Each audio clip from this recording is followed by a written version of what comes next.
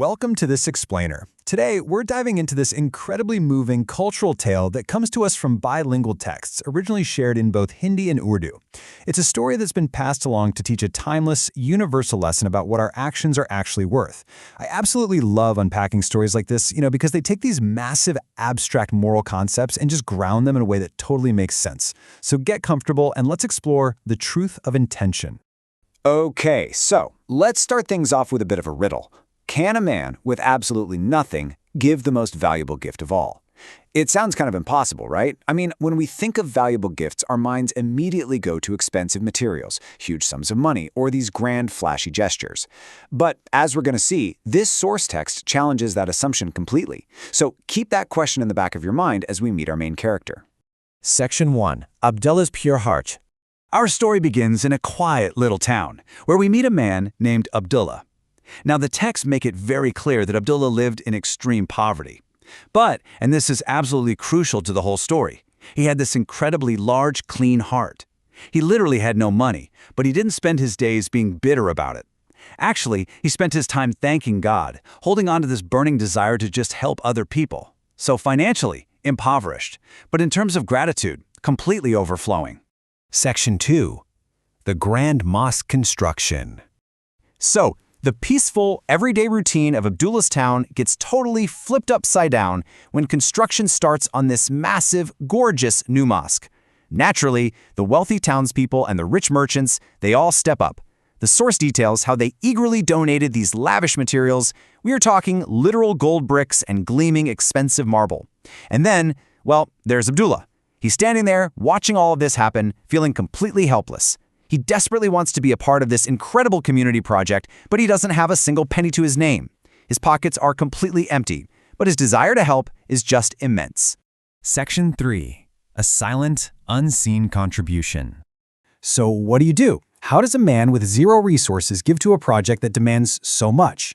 Well, Abdullah isn't willing to just sit back and give up. He spends days agonizing over how he can pitch in, and finally it hits him. He has this brilliant realization and tells himself, I don't have wealth, but I have hard work. He realizes that his physical labor, his time, his pure dedication, those are a form of currency all on their own. He doesn't need gold, He's got his own two hands. So, without breathing a word to a single soul, Abdullah starts this silent daily routine. Step 1, he wakes up at the crack of dawn, way before the rest of the town is even stirring. Step 2, he heads over to the construction site and meticulously cleans and dusts the stones, just making sure all the materials are absolutely pristine. And Step 3, he quietly works right alongside the hired laborers, carrying bricks, pulling his weight. And the crazy thing, he does all of this completely unprompted, unpaid, and entirely unnoticed. Now, the really crucial thing here is why he's doing this.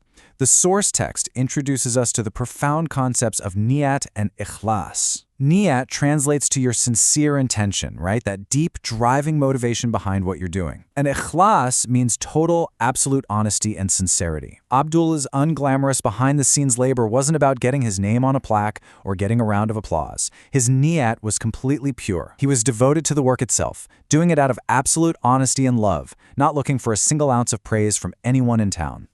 Section 4. The Unexpected Reward. Days turn into weeks, and finally, this grand construction is finished. The imam of the newly completed mosque makes an announcement. On Friday, the biggest contributor to the project is going to be specially honored in front of the whole town. Now, the expectation here is practically unanimous. The whole town gathers, totally anticipating that material wealth is going to be the deciding factor.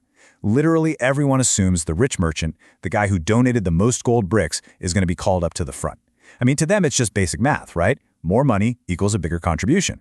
But then, instead of calling up the rich merchant, the imam takes the microphone and drops this incredibly powerful truth on the crowd.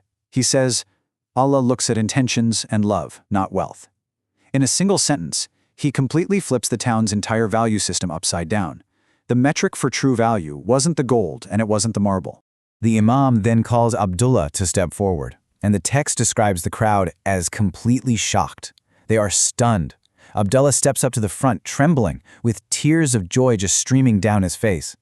The imam explains to the silent audience how this poor man secretly beautified the mosque every single morning through nothing but sheer, exhausting physical effort and pure love. The greatest contribution didn't come from the deepest pockets at all. It came from the purest heart. Section 5. The Power of Intention. The story of Abdullah leaves us with these profound moral takeaways that honestly extend way beyond the borders of that little town. Let's really distill what we're meant to learn here. First off, the ultimate judgment of any deed is based on the intention, the niyat, behind it, not whatever financial price tag is attached. Second, no good deed is ever too small. Brushing dust off a stone might seem like nothing compared to buying a giant marble pillar, but when it's done with pure sincerity, it literally outweighs the gold. And third, honest, quiet work brings immense blessings. The sincerity of your action, well, that's the real treasure. So as we wrap up this explainer, I want to leave you with one final provocative question to think about. What small, unseen good can you do today? We don't always need massive resources to make a profound impact, do we? Sometimes it literally just takes waking up a little earlier, putting in the quiet work, and having a pure intention. Take a moment today to really reflect on Abdullah's hidden dedication and ask yourself how you can apply this beautiful, timeless lesson to your own life. Thanks so much for learning with me today.